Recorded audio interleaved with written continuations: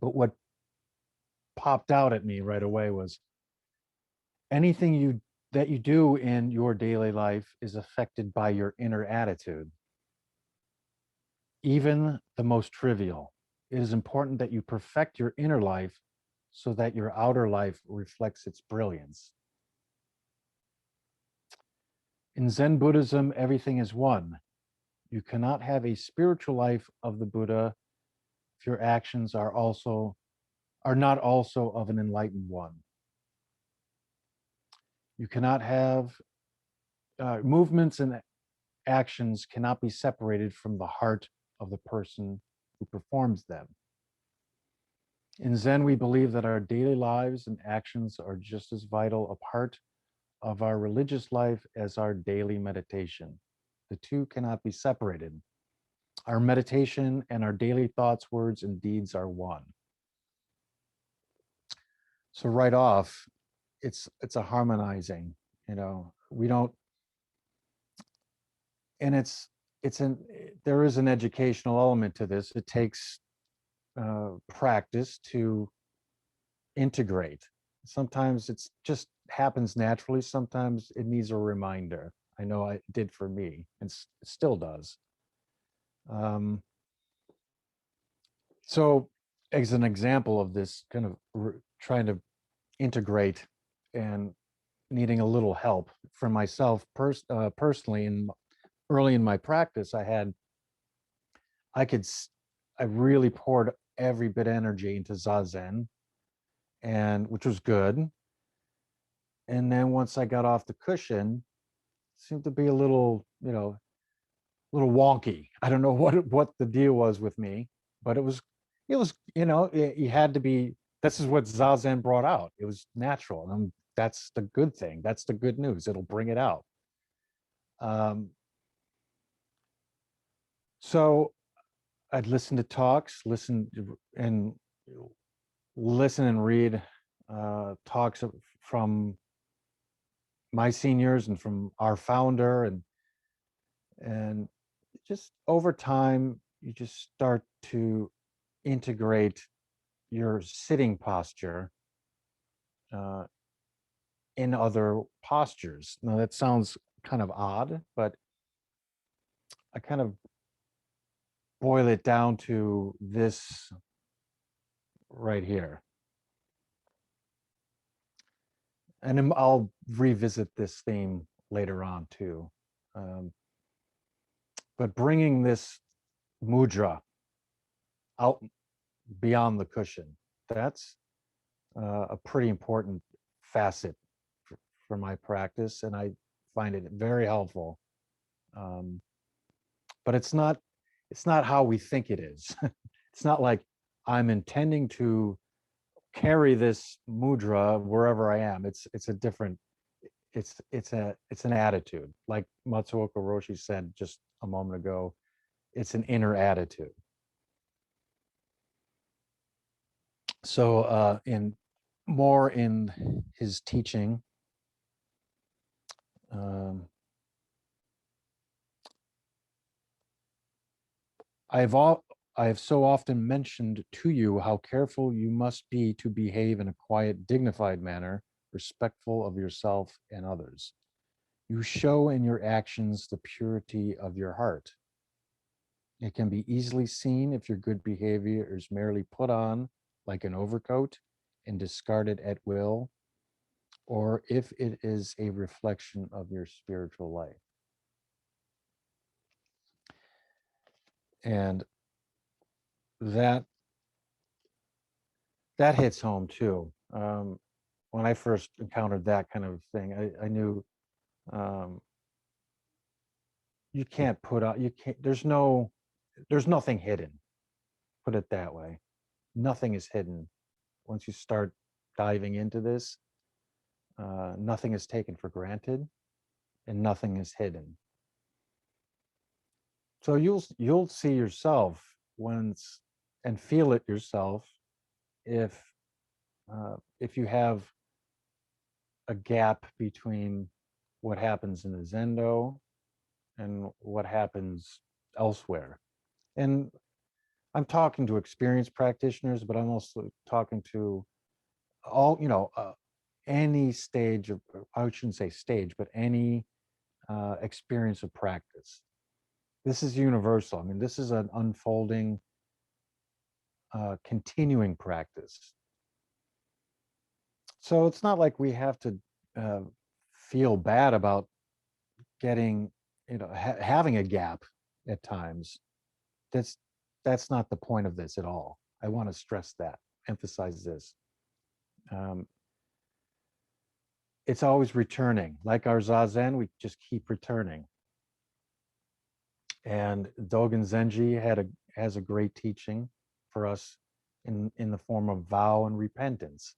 This happens in our Zazen when we remember to return to the breath or our our still posture, and when we're shooting off somewhere, we keep returning.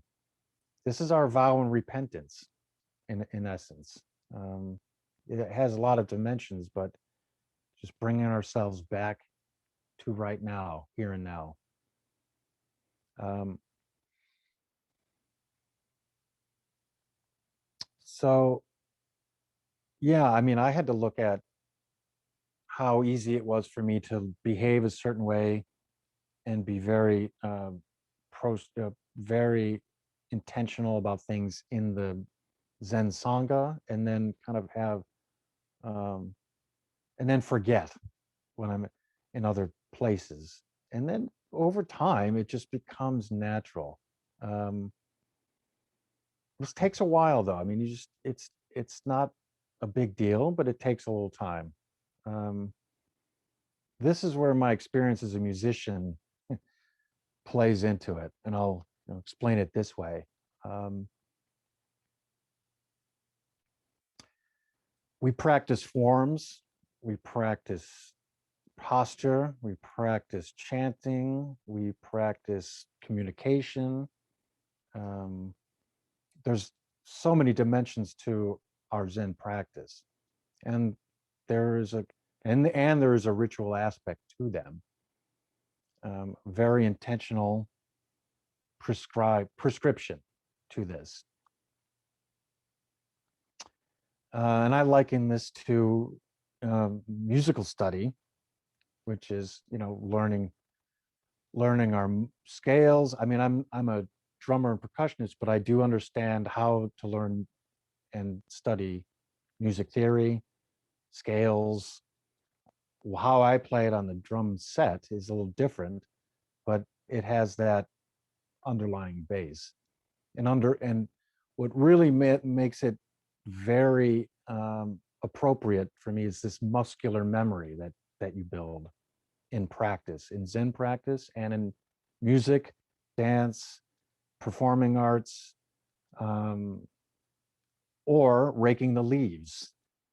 You know, take your pick out of any of those. You have your own examples. So there's a muscular memory that gets built and strengthened, and then it just becomes you become it. You inhabit it. It inhabits you. It's just a natural flow.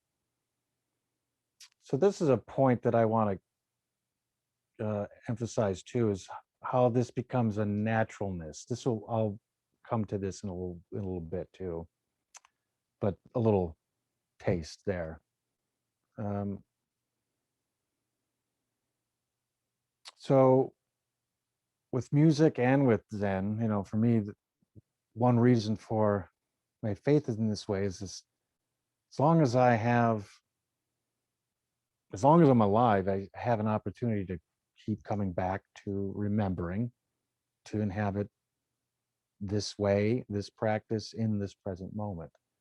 Um, whether it's sitting, whether it's doing oryoki or having formal meals in the Zendo, whether it's chanting, um, whether it's socializing, there's so many dimensions. So won't get too broad with that, but the point is we can see how boundless this way can be. and is. Um, so that was just one of many teachings that I encountered of Matsuoka Roshi's on just form and dignity and heart. There's a teacher that I'm hoping to meet in Japan named Seido Suzuki. He's the abbot of Toshoji in Okayama. Fingers crossed I'll be able to get there later this year, but hopefully at some point I'll be practicing with his temple. And he had a really, I liked a teaching that he wrote or he gave to a gathering of Soto priests, and it was transcribed. It's called Living in the Sodo. And Sodo is almost synonymous with Zendo, so we'll just take it like that.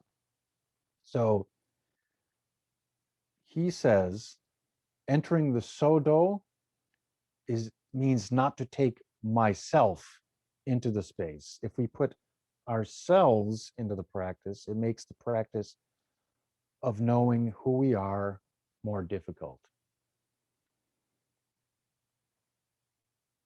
He goes on to describe how he learned the way of tea with a tea master, and how he would clean the space. How he would come the day before his lesson and do clean the space, clean the utensils, smooth the ash for the charcoal, brazier, all these specific tasks to prepare the space. And he says, to clean everything was to clean my heart mind. It made me ready for the lesson. The tea ceremony is not just drinking tea, it's following the many detailed manners.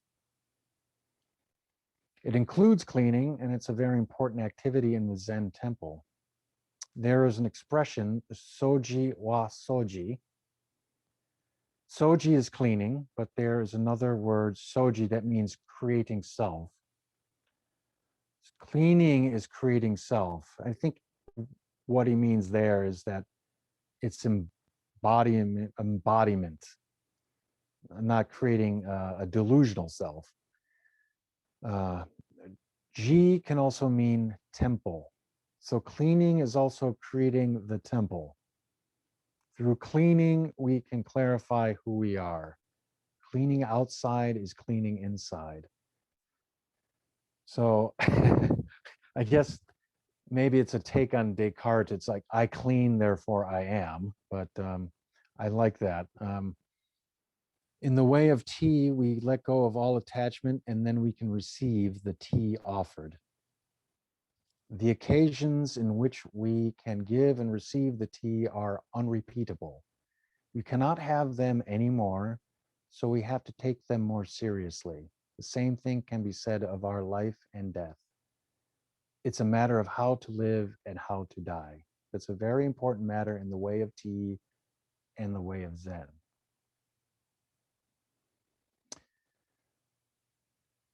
This moment doesn't happen again. Never happened before, will never happen again.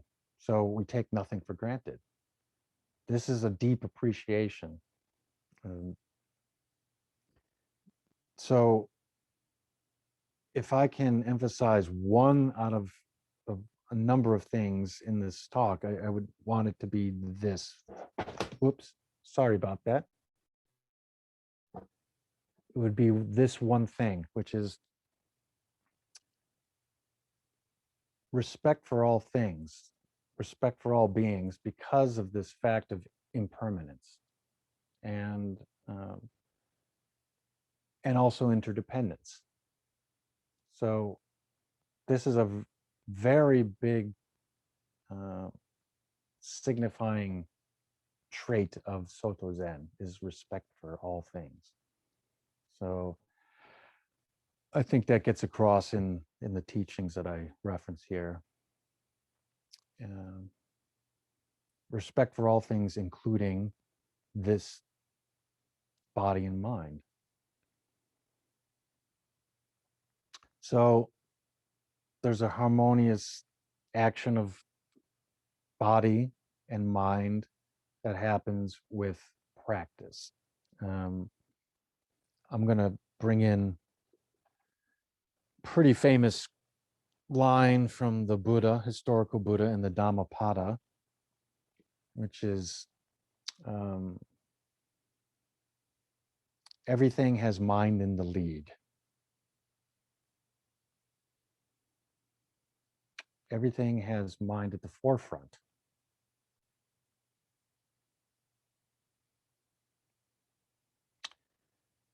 So I want to get the full quote here from the Dhammapada. Everything has mind in the lead. Everything has mind in the forefront. Is made by mind.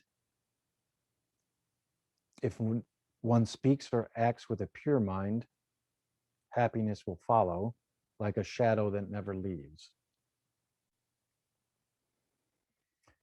So, mind in the lead, mind in the forefront. That doesn't, in our brain, it'll might think that that's ahead of us. But everything arises with mind. We have one of our chants, which I really appreciate. There's a snippet in there that really hits me hard all the time, which is, this is the Kanon Sutra. This moment arises with mind. This moment itself is mind. So everything has mind in the lead. Has mind in the forefront, is made by mind. If one speaks or acts with a pure mind, happiness will follow, like a shadow that never leaves.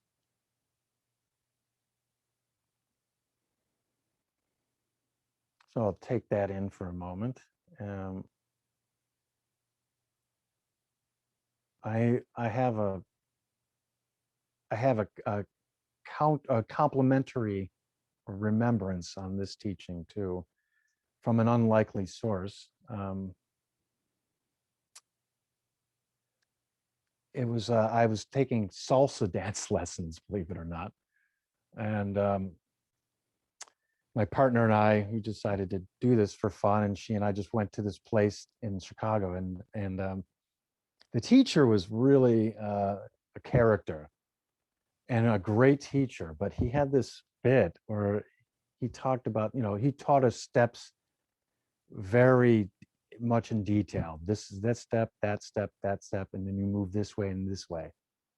But he had this kind of chant or mantra as he would go about this to remind us to integrate. Like, you might be thinking about this step while you're on the last step. So he had this chant that went, take your body with you, take your body with you. I always appreciated that. I still think of that too. Take your body with you. Don't think about your last step when you're on this step.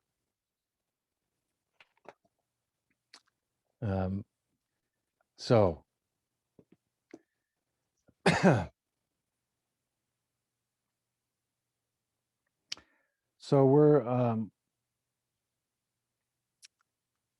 of integrating the body and heart mind.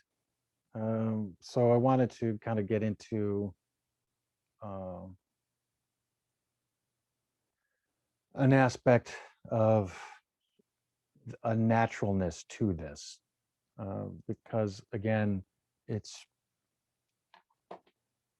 pretty easy and it's natural at first to just say, I am being mindful of my steps. I am being mindful of my breath.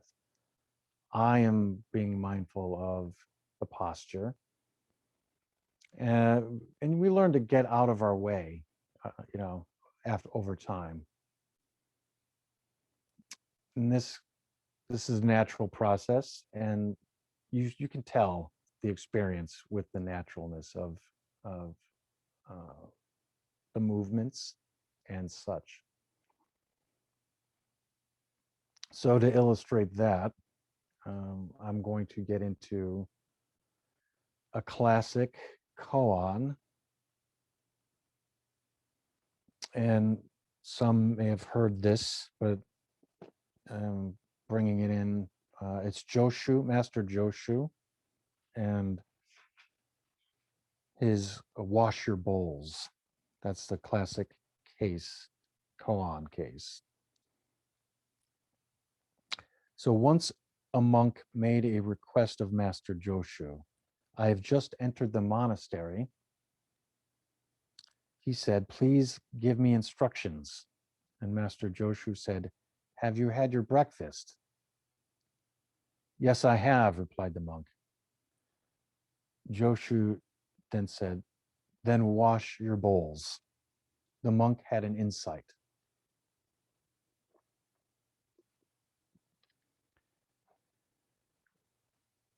Now here, this illustrates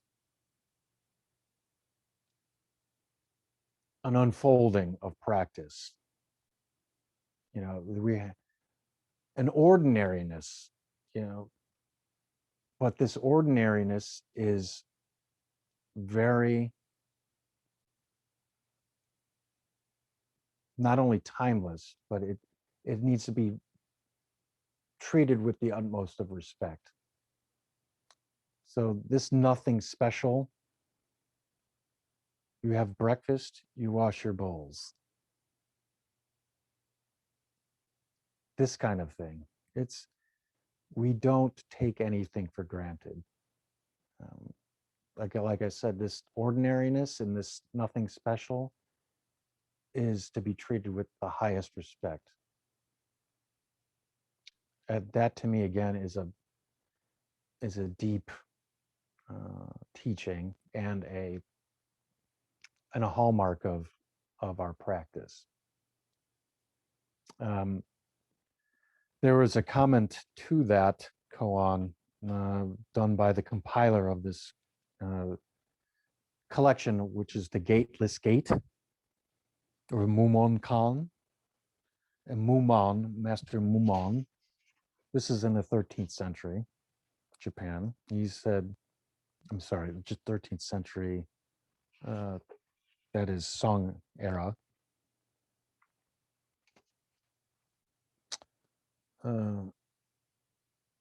Because it is so very clear, it takes longer to come to the realization. If you know at once candlelight is fire, the meal has long been cooked.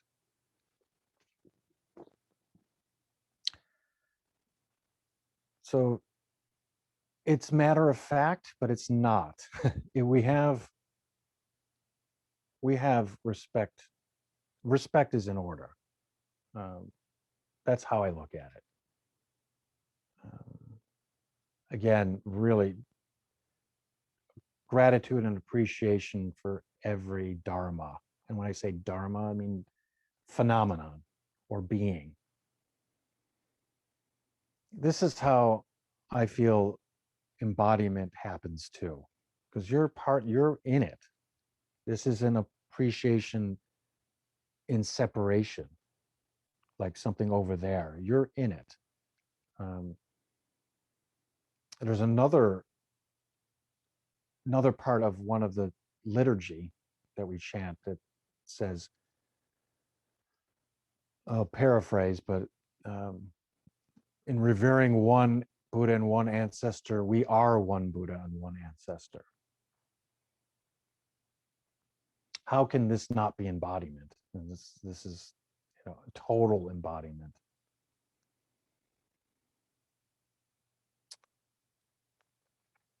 So I get a lot of inspiration from just the physical acts of what we do, but getting out of my way, getting out of my not being not making a excessive deliberation about it.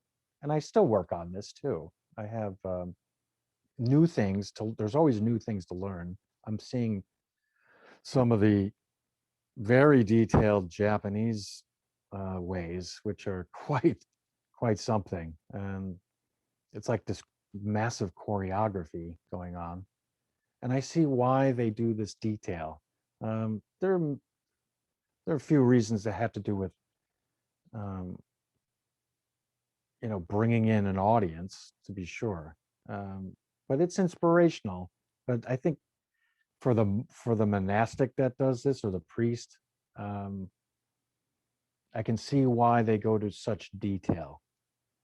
And I do want to make a point too that everything I've said as a robed priest doesn't have to be, it's universal. This is applied to any practitioner, robed or or not. This has nothing to do with how what exactly what vows you took. If you took vows to be to sit, then you're already in there. This is your practice. So I'm going to transition from this. I'm getting a nice little bit of sun in my eye.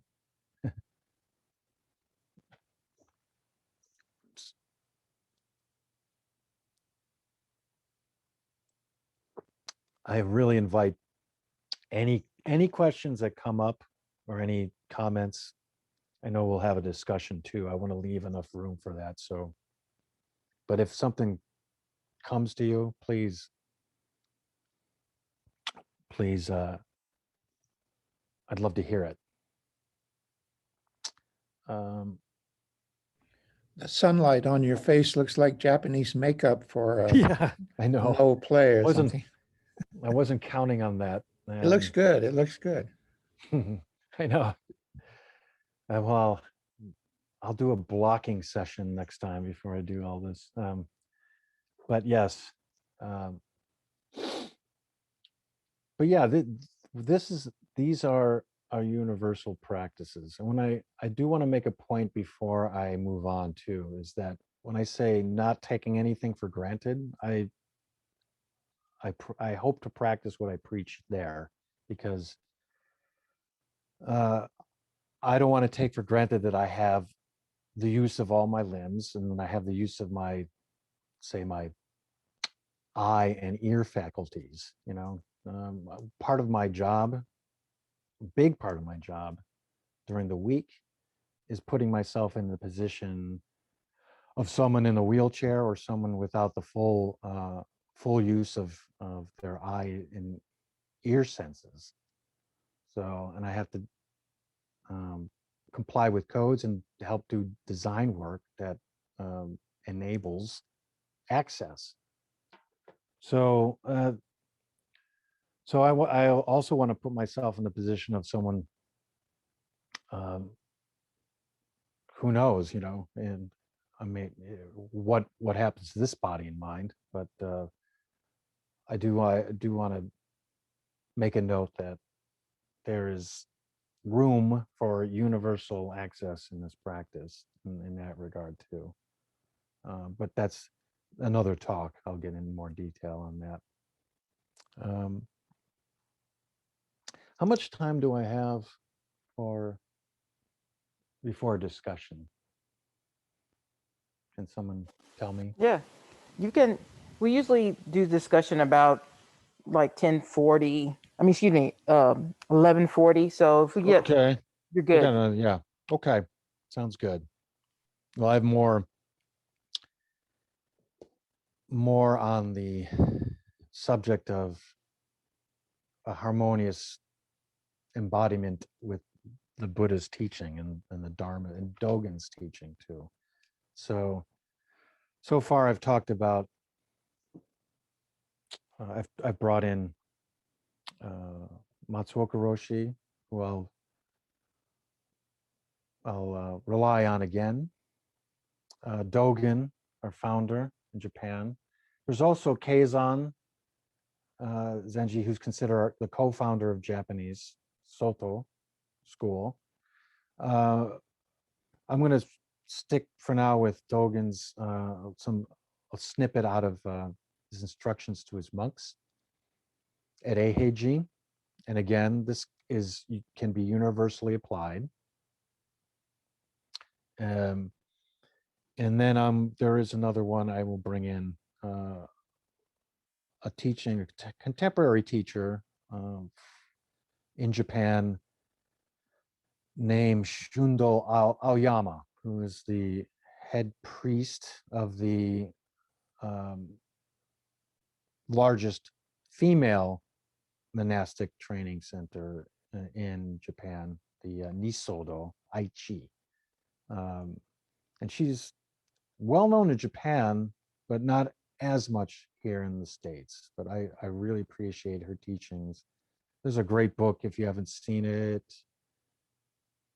I don't know if this is backwards. It's called Zen Seeds. Anyway, it's kind of like her Zen Mind, Beginner's Mind. I like it a lot. So I want to visit with the model for engaging the way in, or Bendo Ho in Dogen's instructions to, or standards for Eiheiji.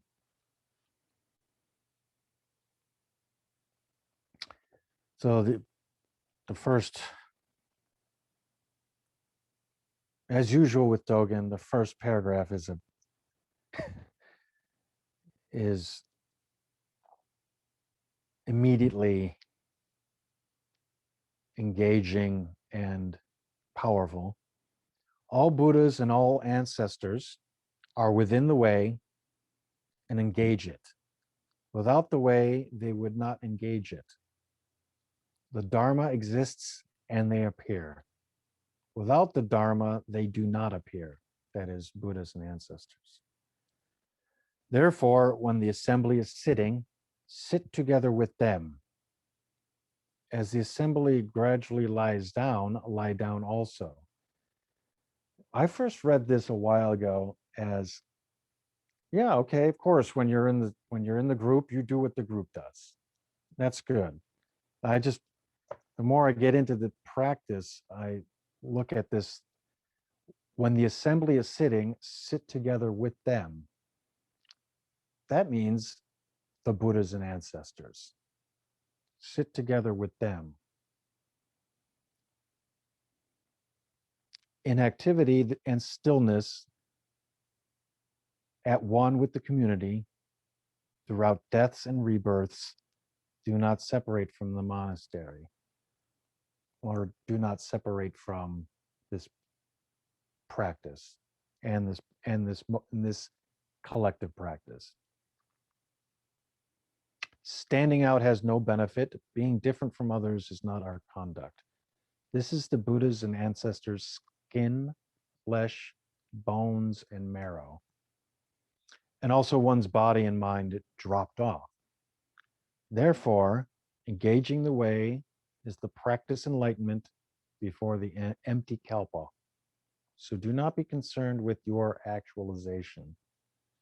It is the koan before judgments, so do not wait for great realization. So this is an embodied attitude and a spirit of heart mind, kind of similar to what Seido Suzuki was talking about earlier in just cleaning the temple, cleaning the space. It's like a purity of intention and just doing, just being the practice of Buddhas and ancestors. So you just dive into it. That is the taste of liberation. Just diving into that. We're lucky we have this. That's how I feel about it.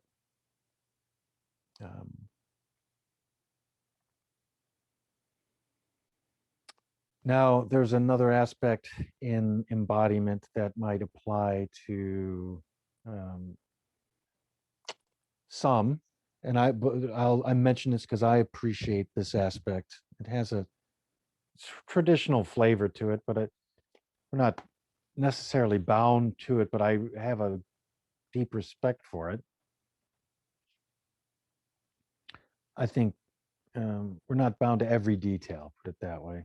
We can, as we continue our practice, we can see how to adjust appropriately for the time and place. So when I say harmony with the Dharma, there's a term in Japanese Buddhism called nyoho, which I like to apply in my practice here as an American too. Nyoho means being in accord with the teaching of Buddhas or the Buddha. It also means as it isness or suchness, in the sense of showing the law or truth as it really is. So it's kind of a matrix of things. It has to do with basic necessities and aspects of life, clothing, eating, and housing, our shelter.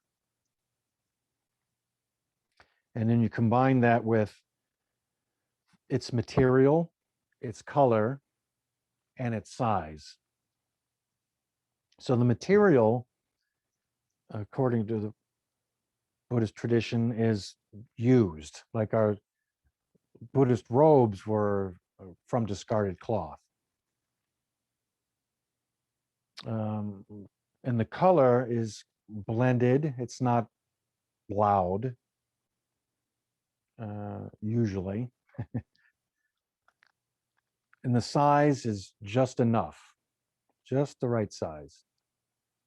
We, if anyone here has done oryoki, that's a hint to size and amount, just enough.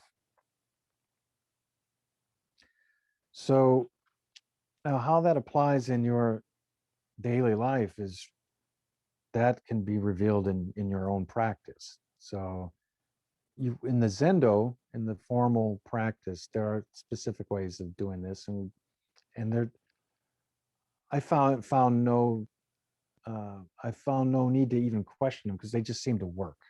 I don't know why they work. They just do. They just work for me. Now, outside of, I can consider why they're useful, and I like that these aspects of daily life have a quality of there's a teaching in there of no trace, just using what you need to use and giving gratitude. And we do this at in our formal meals. This emptiness of receiver and gift and benefactor. So I think this reflects the used nature or pre-owned material. Color as a blended, kind of not loud kind of color, and a just the right amount or just the right size. I think that's really just showing our appreciation for having the opportunity with this body and this mind to engage in a practice in this concrete moment.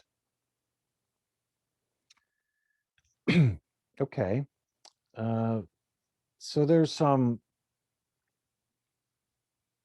of Dogen's specific example on embodiment. Now I'm going to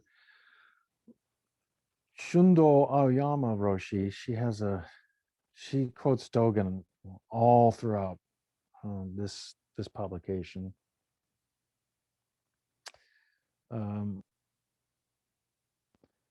But for this example, though, I'm going to rely on her to talk about, and I said before about nothing special or ordinariness.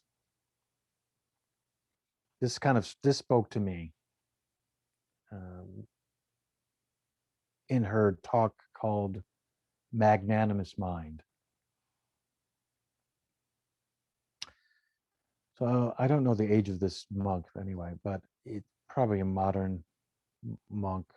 Yoshio Toi, the Buddhist monk, frequently gave a talk entitled Bowing to the Soles of People's Feet. On one occasion, another lecturer approached him afterward, bowed to the soles of the feet, and saying, Reverend Toi, when you return home, please bow to the sole of your wife's feet, like this. So he actually went and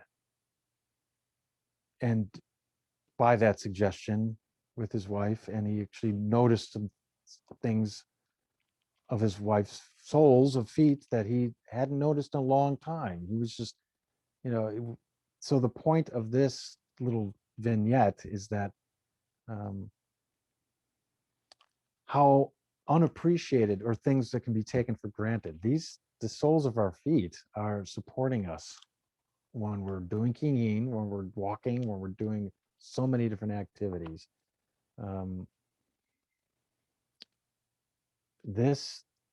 So not to take any part of our body for granted.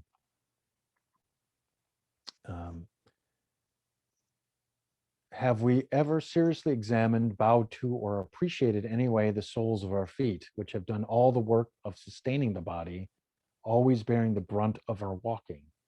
Even if we did, would we truly discover their worth without comparing them to other parts of the body and enjoy work that requires us to assume a role similar to the soles of our feet?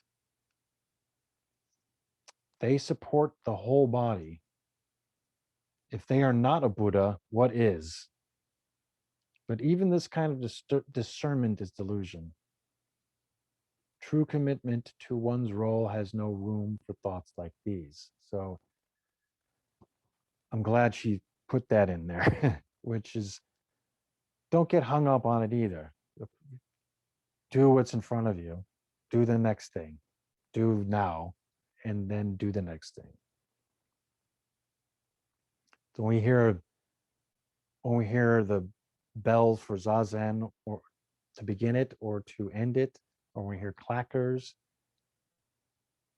that's a deep teaching. We just do the next thing. This is embodiment too. We don't have to make it a specific intention. It's just Buddhas and ancestors acting right then and there.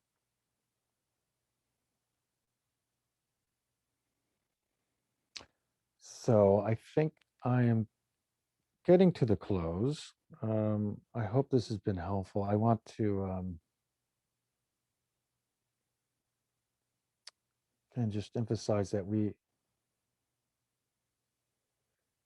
lucky we have a human form to practice like this. So to appreciate the body that we have and the time that we have.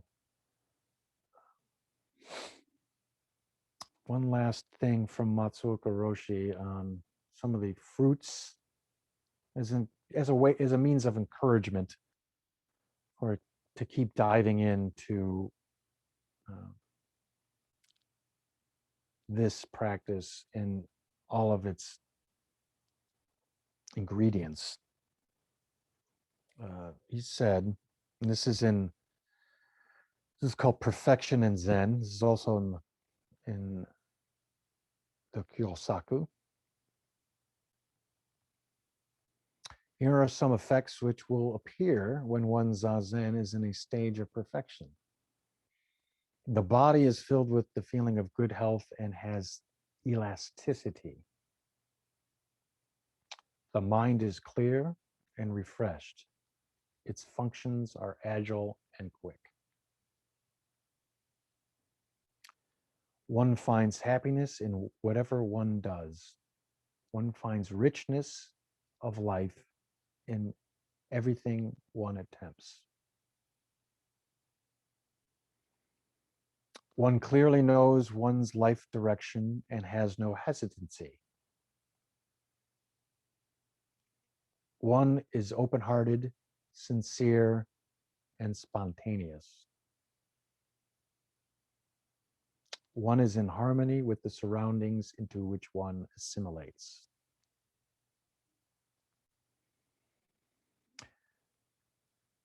He adds a few more, but I wanted to just kind of encapsulate those in the context of this talk. So, some encouragement. This is what happens, and not to get hung up on results, but you feel it when it's happening. That's the point I feel about this.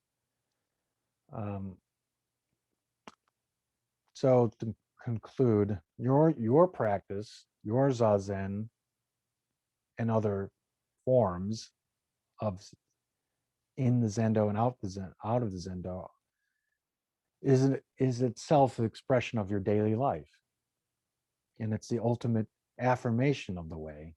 So it is embodied. It's already embodied in your practice, and it's a concrete reality, as Dogen would point out too. It's a concrete reality in the here and now. So each of you are endowed with this. So please continue.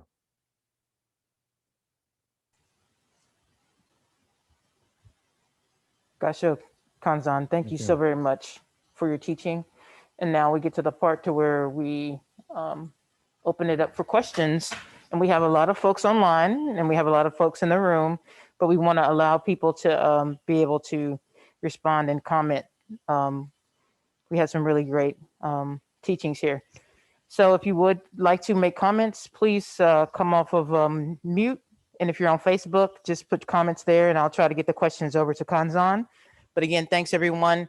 And again, Kanzan, thank you for your teaching. It's always very eye-opening when you speak. So, Gasho, so folks, please feel free to come off of mute and speak and ask questions and have conversations. Greatly appreciate it. Yeah, thank you for Satsu.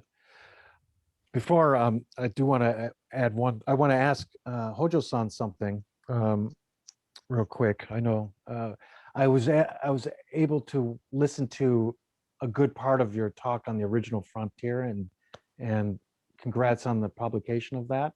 I think it's wonderful. I'm really looking forward to reading that. But at some point, I want to ask you about a chapter, the chapter that was called Applying Zen to Your Life by Applying Yourself to Zen. I thought that was really perfect for the topic that we have today. So I don't want to forget that.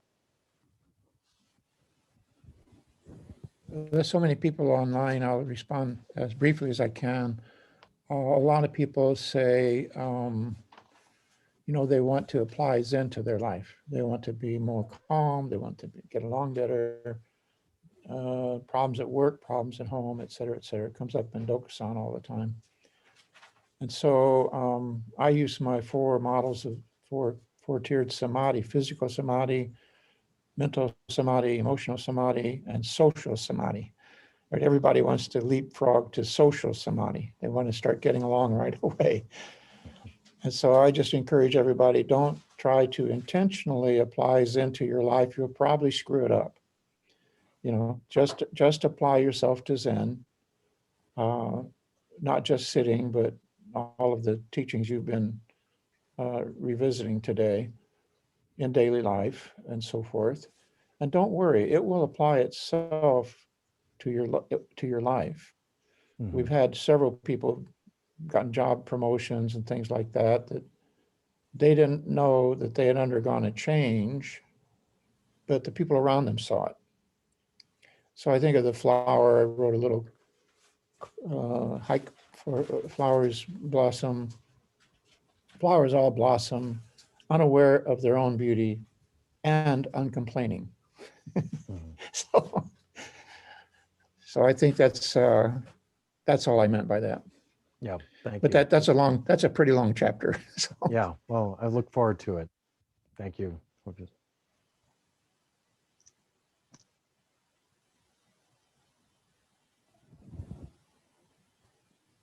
Sensei Zenko. Yes, thank you, Kanzan, very much for your words. Mhm. I find this a wonderful topic. Maybe it's what's more relevant than how do we live Zen always? This is the most relevant thing. We certainly train on our cushion in our zazen, but the example, of walking without leaving a trace is very, I think, relevant and it's very tangible for all of us, especially out here where I am. Taking a walk out in the mountains is a wonderful thing to do. But I like the term actualizing this moment. It means that we are bringing our full attention to this moment, and just our full attention. We're not adding any of our self-centeredness around it. And likewise, I like the image of be like a perfect bonfire, which completely burns up and is completely engaged in this moment without leaving any ash. So that's the perfect bonfire. It doesn't leave any ash. And so that's our practice. And when I have people ask me, what should I do? Should I practice Zazen at work, while I'm sitting at my desk and things like that are kind of funny. I just say, no, just whatever you're doing, use your Zazen experience to dive into whatever you're doing as completely as possible and get rid of all self-centered chasing that might be going on. But anyway, I think your topic is very important for us right now. So thank you so much for bringing it to us. Oh, thank you, Zenko Sensei. Appreciate the reminder and the succinctness that you put that to. Yeah, thank you.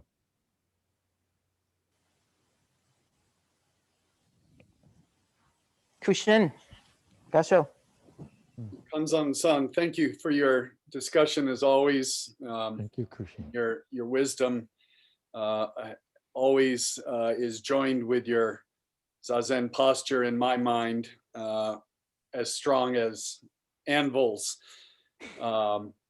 But what I wanted to particularly speak to that you mentioned that I really find attractive myself and important in my practice is the notion of cleaning before the tea ceremony, or when we're doing our work without the eyes of others upon us. It seems, this is the true reality, and actualizing the fundamental point is when we are one with ourselves and our natures without regard to observation or diligence of practice or concentration per se of mind as mind, but more as that natural element. And for me, it's always been a connection to the out of doors and the wilderness, if you will, having spent a lot of time there. And I think that was one of my early lessons, how to be outside of self, but to be within all things that are present where you are, the here and now.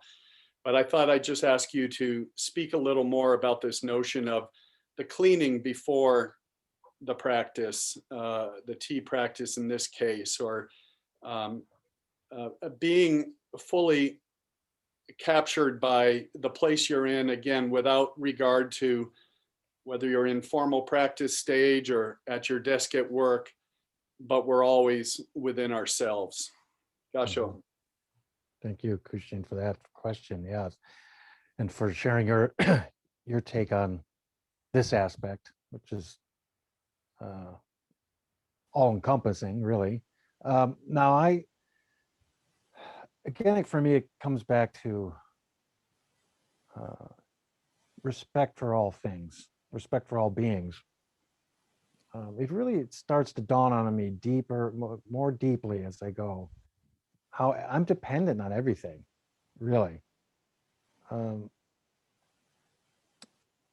this opportunity to practice and to speak with everyone is dependent on my teachers, and it's just limitless how far, if you want to go in a linear sense, temporally, how far back that goes. There's no end to it, no beginning to it, really. So it's a deep appreciation, not only for the sentient beings that made this, but there's something about Dongshan too that comes up for me too, which is when I'm cleaning, say I'm dusting this in my room, I'm cleaning the Zendo space. This bell is not just a bell. It's all the beings that went into all the elements, all the, there's everything. And Thich Nhat Hanh speaks, had a very, very succinct and wonderful teaching about the Heart Sutra.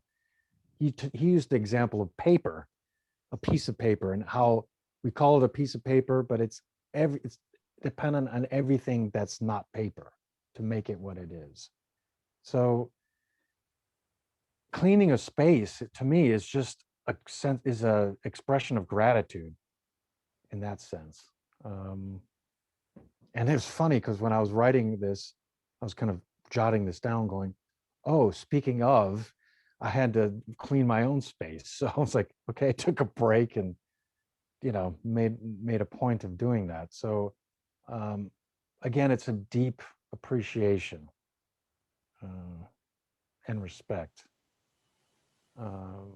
whether it's cleaning or whether it's or receiving something. It's not, it goes both ways, it's omnidirectional, really, when it comes down to it. So and time to wash our bowls. Yes. yes, Thank you so much. exactly. So thank you for the question. I'm going to try and adjust my camera here. Hojo Sensei? I don't think us senior folks should dominate the conversation, but that just reminded me of something Matsuoka Roshi would often say. He said, cleaning is cleaning the mind, which is very similar to what Kanzan was talking about earlier. And he also say, I like to keep things empty around here. And we were cleaning the kitchen. And I think we want to remember, some of us may not be that familiar with the koan, but when he said, wash your bowls, the monk had already had his breakfast and had already washed his bowls. Yeah, that's a good point. Sometimes I consider it from that point, and but I also, what you say there, Hojo-san, speaks to me in a sense of he already had his breakfast, he already washed his bowls, and to me that kind of alludes to what his entire practice experience was at that time that he encountered Joshu. Yeah, in our culture, we might take that to mean that he had not yet washed his dishes and was letting them go, right? And so it's that kind of admonition, but that's not what it means. Thank you. If I could jump in here, there's a long history in China and other parts of the world similar there to using skulls as bowls and cups in Buddhist rituals. And so when he's saying wash your bowl, he's also saying wash out your skull, clean your mind. And this ties up with the fact that we're all potential bowls. We all have a skull. We all can someday be a bowl, sort of like the European skulls that are decorated with, as you are, we once were, as we are, you will be. There's a sort of continuity and universality in that I think I did not appreciate for a long time when I first read that koan. Thank you, Corolla. Yeah, I want to, this takes, the nature of these koans is that they grow in you.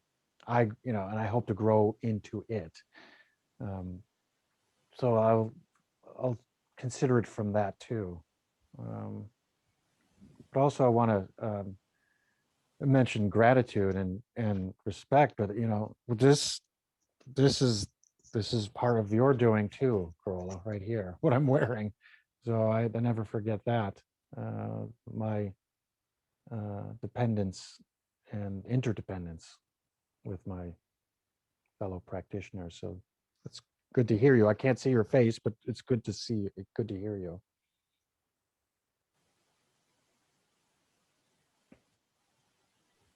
Well, that's because I'm still in my pajamas. Understood. All good. Anyone in the Zendo? Questions, comments?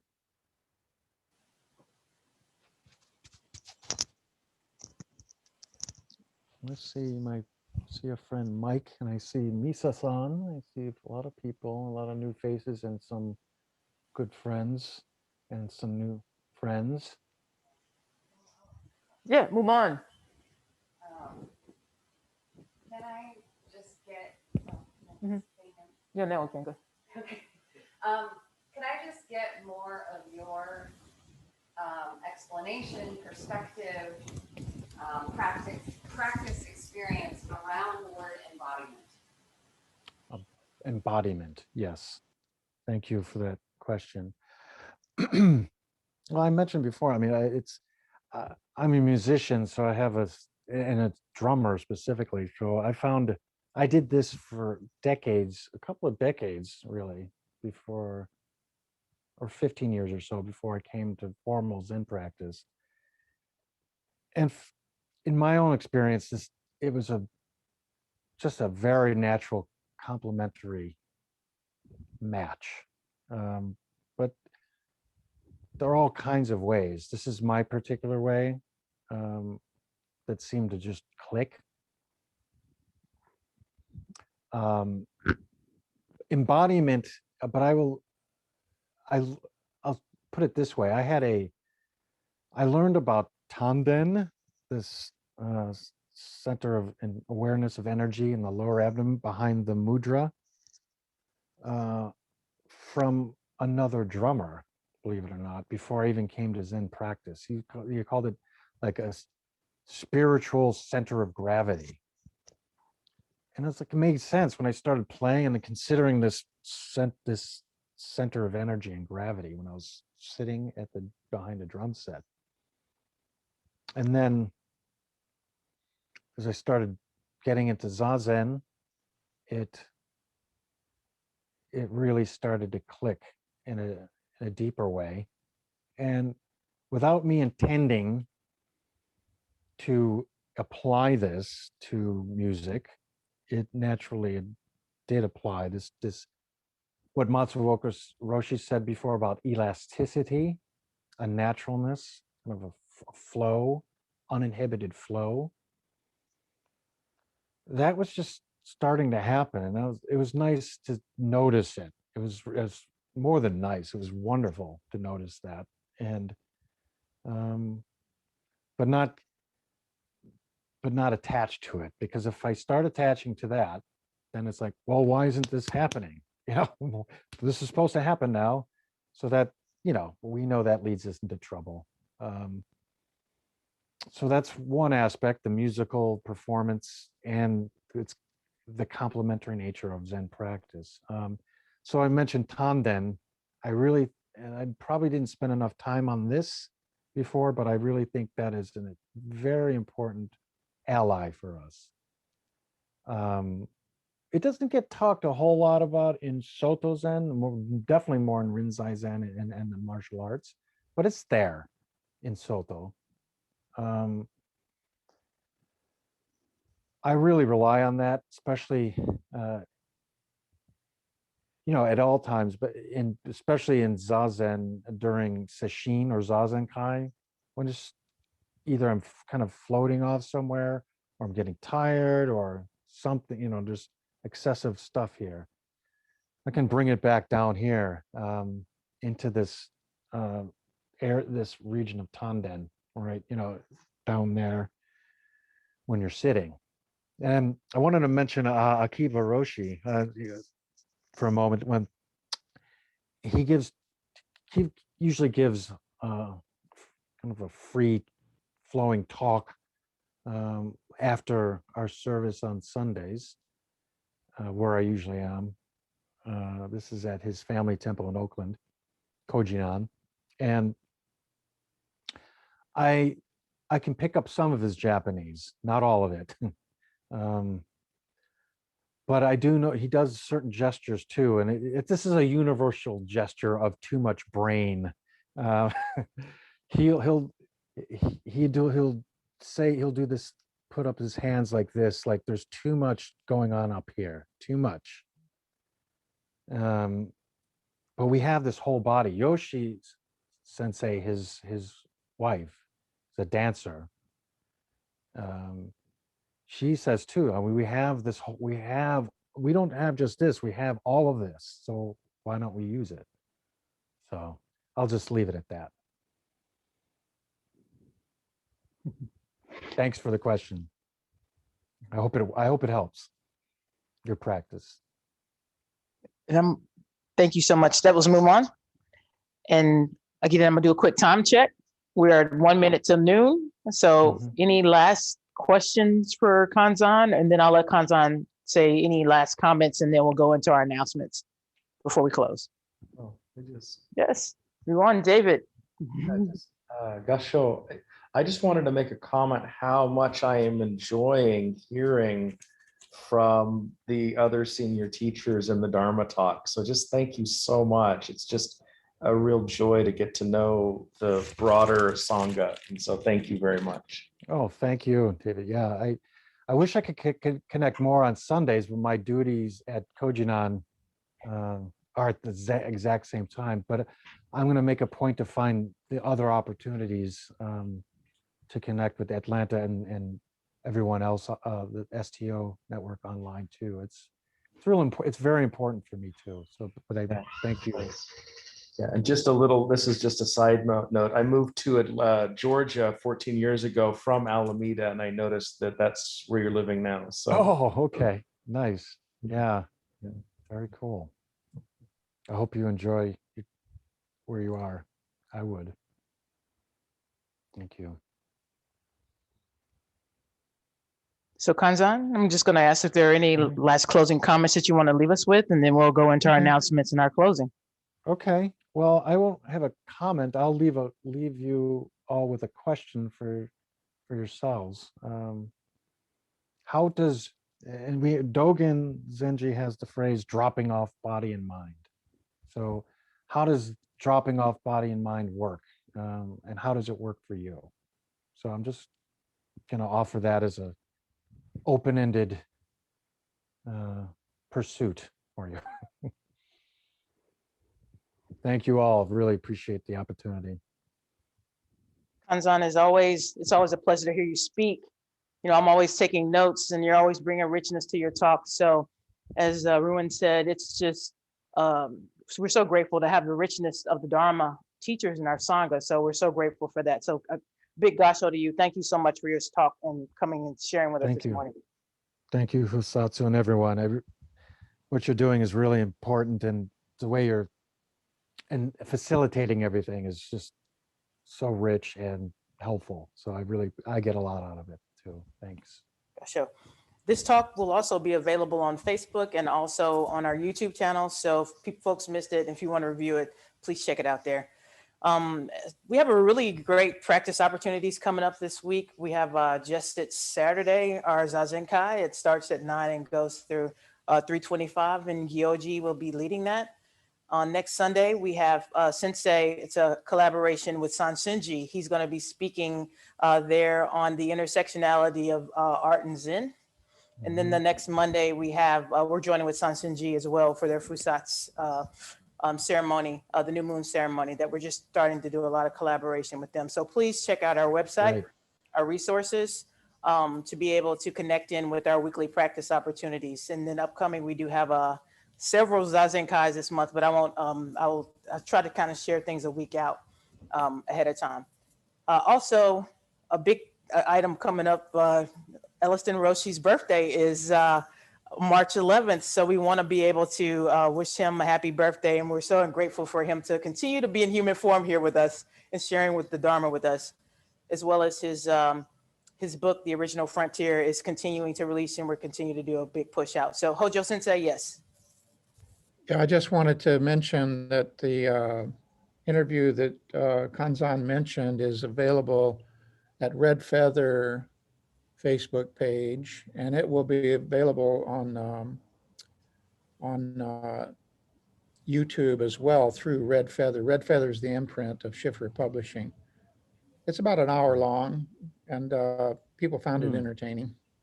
Great. Awesome. And I'll try to grab that, Sensei, and post it to our social media accounts.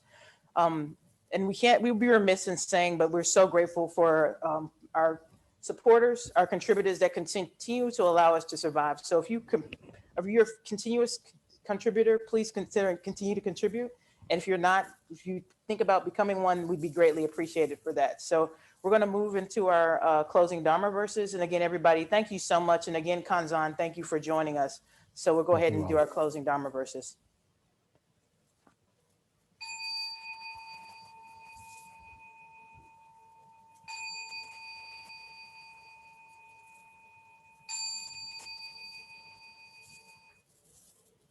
Beings are Numberless. I vow to free them.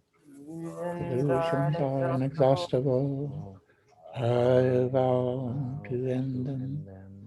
Dharma gates are boundless. I vow to enter them. The Buddha way is unsurpassable. I vow to realize it. Beings are numberless. I vow to free them. Delusions are inexhaustible.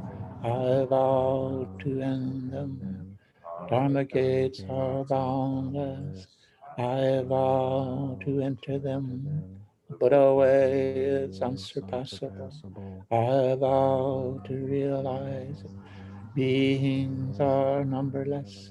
I vow to free them. Delusions are inexhaustible. I vow to end them. Dharma gates are boundless. I vow to enter them. The Buddha way is unsurpassable. I vow to realize it.